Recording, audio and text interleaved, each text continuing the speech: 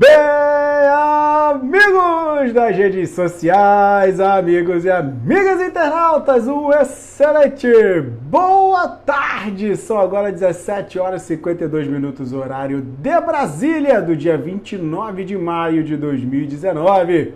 Eu sou Márcio Lorega, analista de investimentos, terapeuta financeiro e economista da Mais Money, vindo trazer para vocês aqui dos nossos estúdios do Rio de Janeiro, ao vivo, ele, o fechamento do mercado, o fechamento do Ibovespa, com tudo que rolou de mais relevante no Brasil, no mundo, para que você fique devidamente antenado, conectado com tudo que de mais relevante ocorreu e já comece a afiar a sua lança, a literalmente ajustar a mira para o dia de amanhã, com tudo o que nós vamos passar para você no dia de hoje. Fechamento agora, volume, vamos falar dos mercados internacionais, commodities, algumas notícias relevantes, alguns dados importantes, saldo dos investidores estrangeiros. Teremos esses detalhes para você, meu amigo e minha amiga, que nos acompanham aí ao vivo no Márcio Lorega no Facebook e todos os grupos aí que compartilham essa magnífica live. Galera do Trader Zone, Capital e Finanças, Economia Plural, grande abraço, Julião, meu querido. Grande abraço você também, Alfonso Pena, meu camarada Business Brasil, pessoal do Forex, galera Bolsa de Valores, de inscrições de mercado, pessoal que estuda aí, agentes autônomos, CPA 10, CPA 20, CEA, CNPIs, grandes companheiros de CNPIs, abraço para vocês. E todo mundo que se conecta, investidores mais e investidores também, que em busca de conhecimentos de investimentos, de educação financeira. Galera, aqui é o canal, aqui é a área, o momento é esse. Não deixem de curtir, comentar, compartilhar, botar suas dúvidas para a gente agitar cada vez mais e juntos alcançarmos a liberdade financeira. Combinado? Então, sem mais delongas, sem mais lero-lero, vamos trazer aí todos os detalhes. Ibovespa foi 0,18% de alta, levíssima alta aí para o dia de hoje. Não ficou ruim não, o negócio chegou a dar uma azedada, chegamos ali quase no suporte de 95,5, fomos a 95,689, depois a gente ensaiou uma recuperação, deu uma caminhada boa, feliz, sorridente, serelepe, demos ali uma estourada digna e justa no dia de hoje, e aí beleza, sem problema, o dia acabou ficando bem, ficando redondo, e é isso que importou.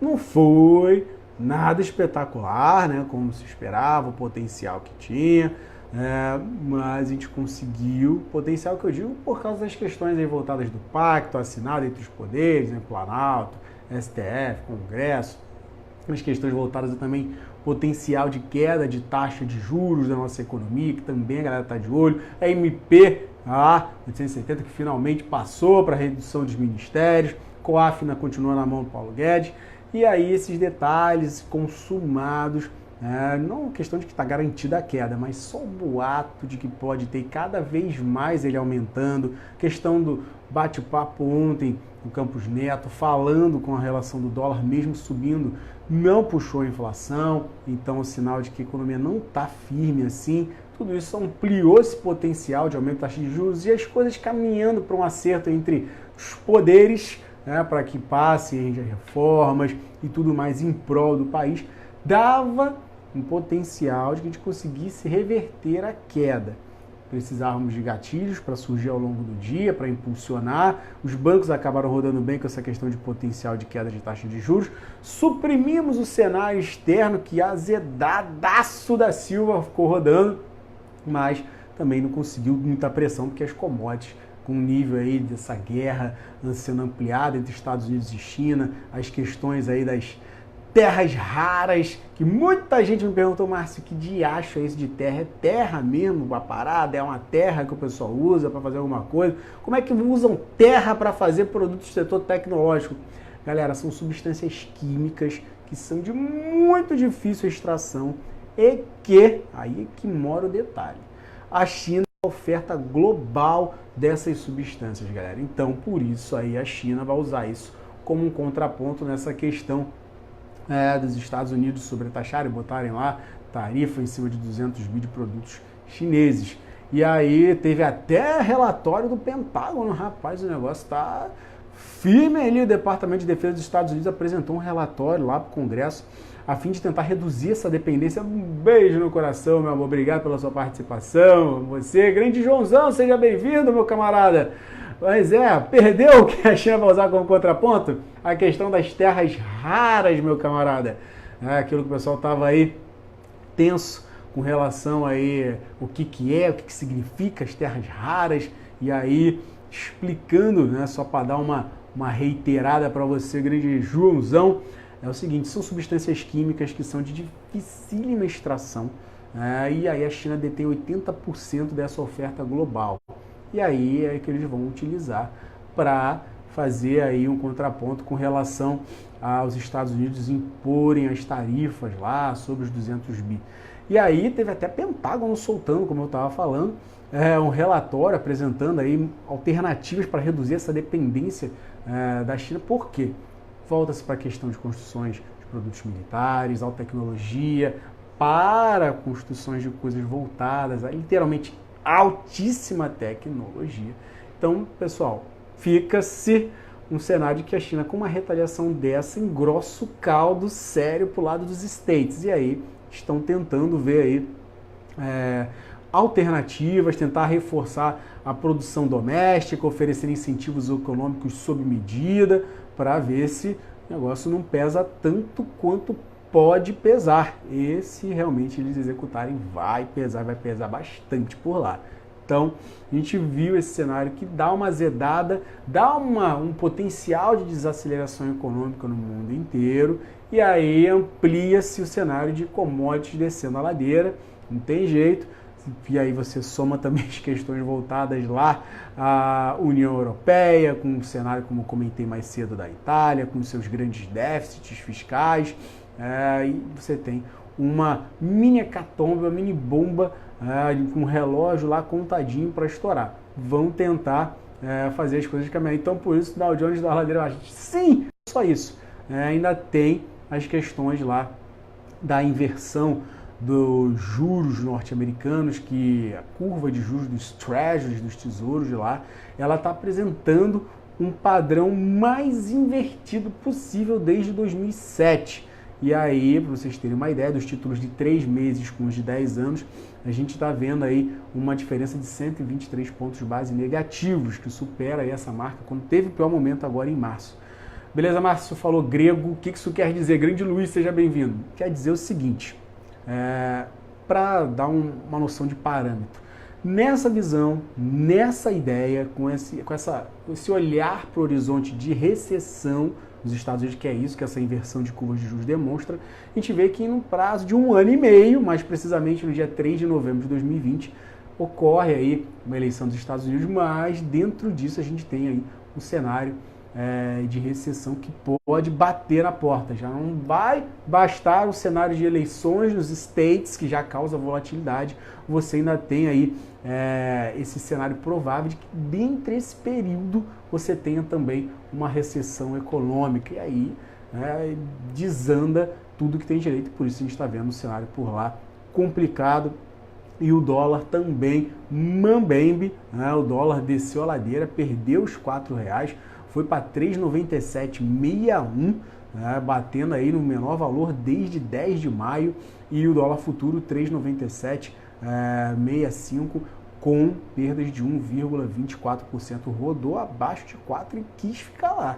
Então, para ficar atento com o cenário externo. A gente está vivendo aí com notícias boas internas. Hoje os bancos seguraram a onda, era para a gente ter um dia, excetuando os bancos, de queda, seguindo o humor lá fora. Porém, esse potencial de queda de taxa de juros nossa, que acaba incentivando aí a galera a pegar empréstimo e tal, dá uma agitada na economia, acabou melhorando o fluxo para os bancos, e como eles têm grande peso na carteira nossa do Ibov, ajudou a segurar e a gente ficar positivo mais leve.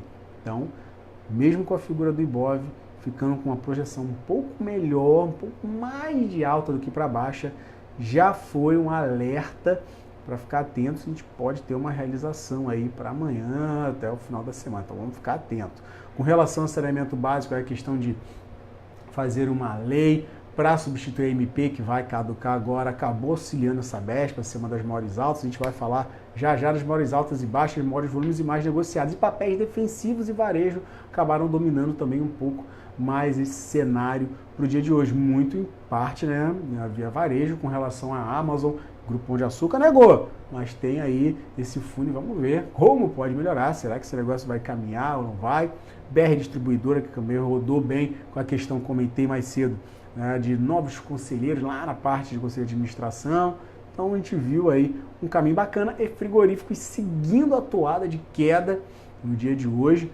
Vamos ver onde pode parar, já começa a ficar em pontos aí que vale a pena ficar de olho, né? Principalmente se as questões, como eu comentei lá mais cedo, entre peste, suína, aquelas coisas todas, a vacina, se vai funcionar, se não vai. A galera já está batendo por conta, mas também teve altas gigantes. Então esse desconto é natural e pode voltar aí o canal de alta, vamos ver. E Cielo segue seu calvário aí de queda pesada, perdendo até o último fundo de R$ 6,83. Vamos ver onde vai parar, né? Vamos ver. Ninguém sabe, mas vamos ficar atentos a esse processo de melhora que pode acontecer em algum momento. Vamos ver, esperar alguma informação, o que pode acontecer para ela. Falando de mercados internacionais e commodities, vamos juntar tudo aqui. Ouro 0,15 de alta, 1.279 dólares e 5 centavos. Petróleo tipo Brent, referência na Inglaterra, referência global, 68 dólares e 11 centavos. Também aí bateu seus 0,82 de baixa. Com relação ao WTI, referência nos Estados Unidos, 0,14 de queda, 59,06. Os motivos dessas quedas eu passei já para vocês. Questões de desaceleração econômica acaba pesando nas commodities, não tem jeito. Bitcoin, criptomoeda, 0,41% de queda, 8.665 dólares e 10 centavos aí. Segurou a onda, né? Aguentou o tranco no dia de hoje e passou que passou danada. Falando com relação agora às bolsas internacionais, Dow 30,087 de baixa, S&P 500 0,68 de queda, Nasdaq 0,79% de baixa. S&P 500 VIX índice do meio terminou em alta, 2,29% de alta, subiu, mas subiu menos do que estava na abertura, 17,90 pontos. Europa, DAX da Alemanha, 1,57 de baixa, o couro ficou pesado na Europa. FTSE na Inglaterra, 1,15 de queda, CAC 40 da França, 1,70 de baixa. E fechando a Europa, aí, Eurostoxx 50, esse conglomerado das médias dos mercados europeus, 1,52 de baixa. Isso aí é demonstração clara do que eu comentei com vocês. O cenário ficou tenso, engrossou, danado.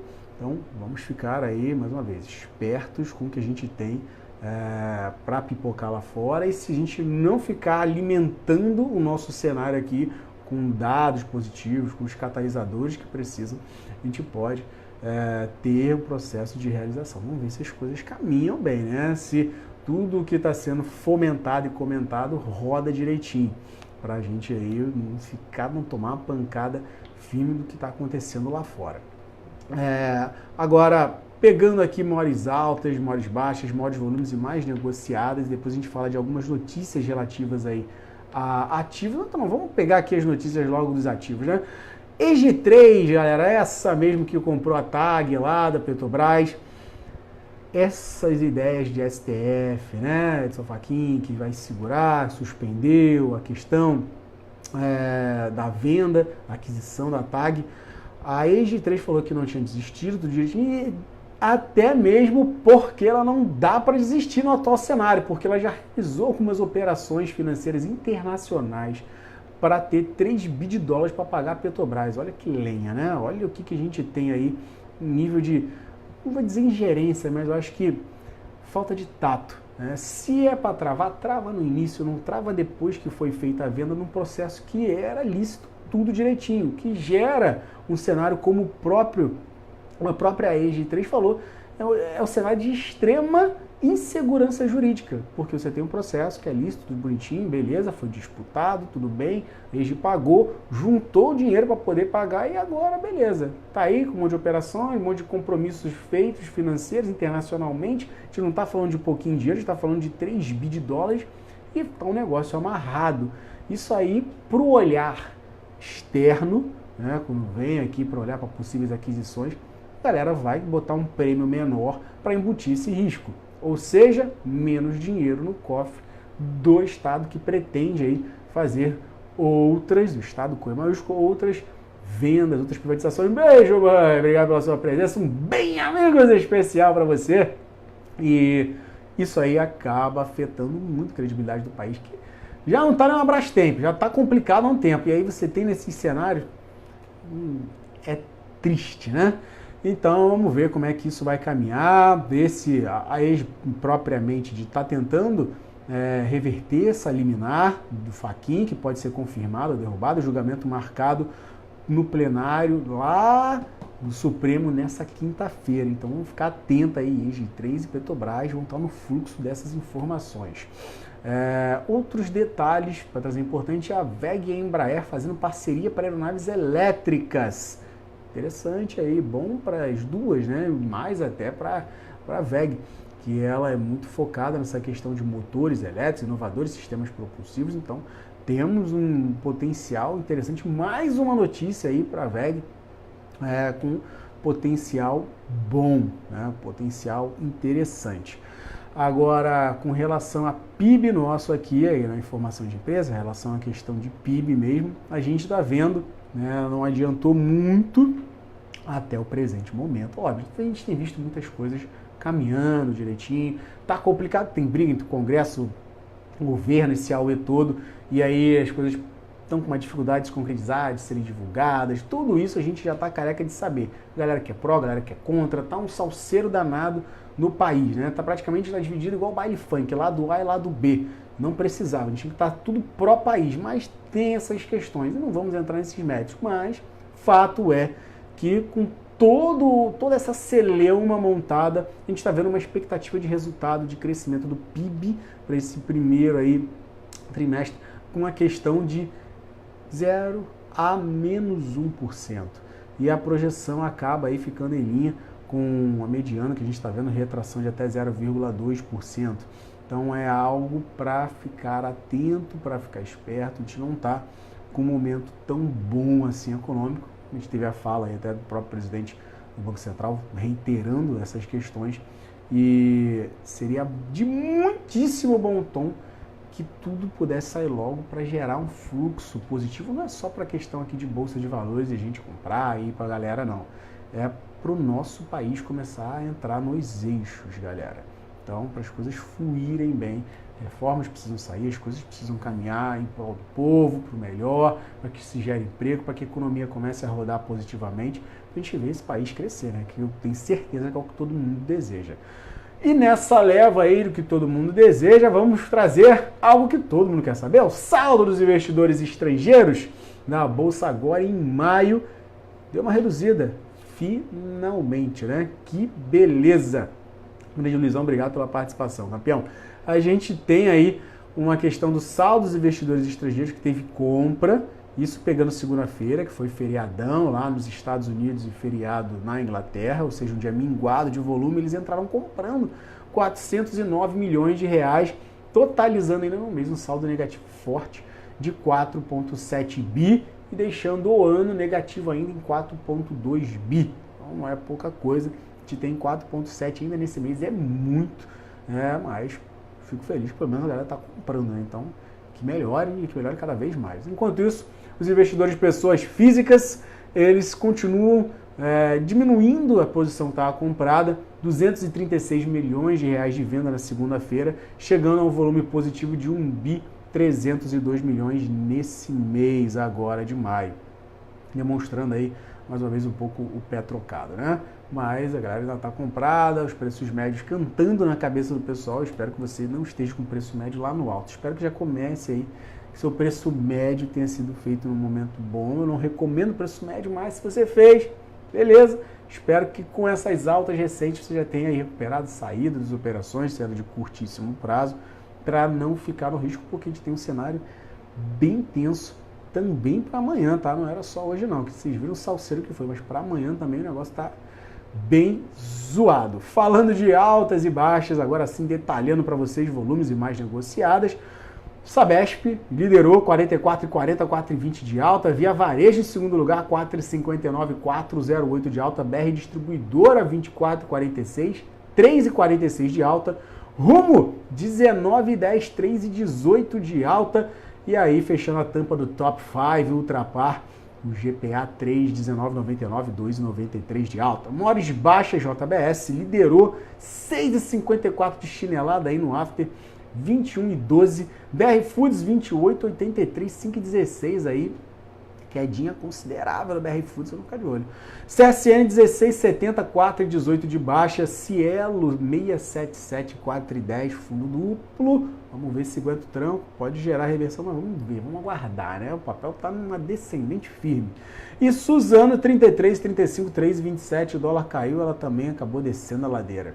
Maiores volumes, Petrobras, 1 bi 142 milhões de reais. Ela que teve 1% de queda, 26,53, até que caiu pouco, né, comparado com o que a gente viu de cenário externo complicado. Tô tranquilo, aguentou aí a onda, uma quedinha suave. Itaú 34,64, segundo maior volume do dia, 973 milhões de reais, ela com 1,64 de alta. E Vale fechando o top 3, 883 milhões de reais, 49,82, 0,85 de baixa. Mais negociadas também, top 3 para vocês, JBS, 44.658 negócios.